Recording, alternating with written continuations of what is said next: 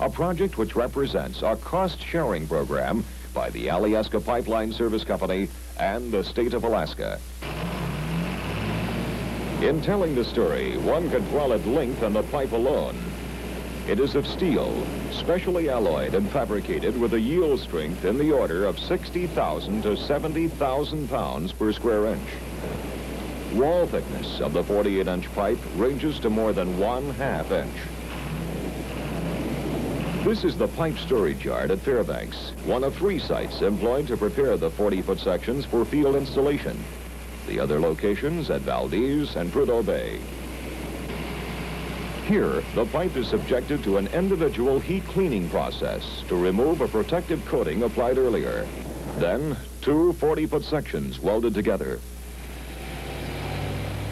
After rigid inspection, 3 80-foot sections are loaded on special carriers, destined for one of 56 sites along the construction corridor. The pipeline itself is built in 3 different ways, with a work pad the full length of the corridor, and never has a construction service been employed with such prime consideration for the environment. Consider for a moment, without a substantial surface, construction would have been limited to that period when the ground is frozen. After thawing, of course, the fragile tundra is very vulnerable to even the smallest vehicles.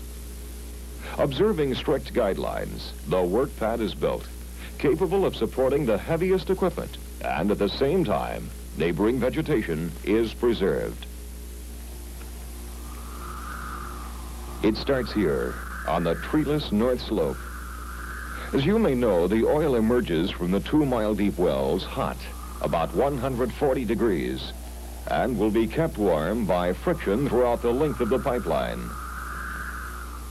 Through the Atican Pass in the Brooks Range, Isabel Pass in the Alaska Range, and Thompson Pass in the Chugach Mountains.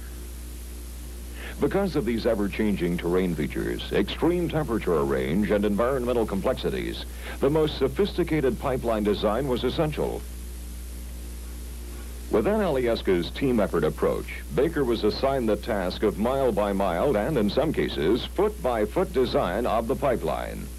Engineers, in association with related professional fields, assimilate and utilize information to produce a design to meet the most rigid standards.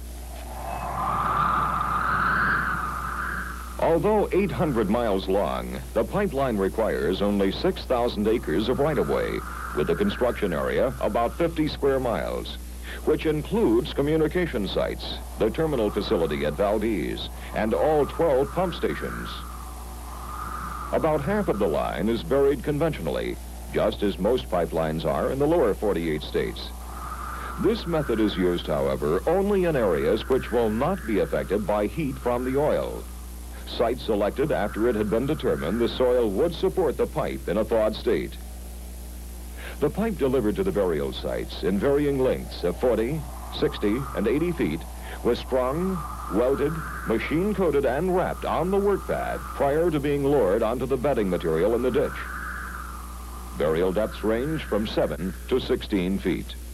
Approximately half of the line is built above ground, and Alyeska was faced with complex problems needing practical solutions. The above-ground design features a zigzag configuration to handle expansion and contraction caused by heat from the oil. This is just one section of a massive force of heavy equipment. Here, the world's largest land drill, with a 24-inch bit, burrows holes for the vertical support members 18 to 30 feet deep, and occasionally up to 50 feet.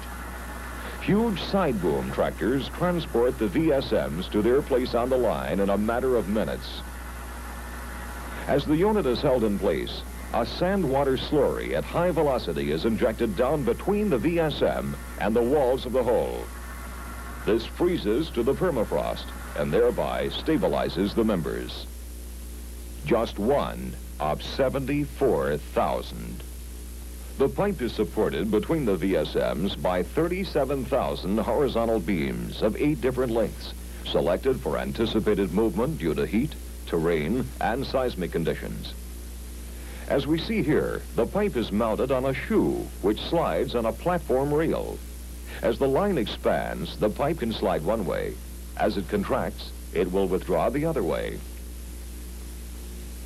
18 different shoes were developed as support, depending on ground slope, reaction to seismic movements, and critical regions such as the Denali Fault, one of the most sensitive locations the pipeline will cross.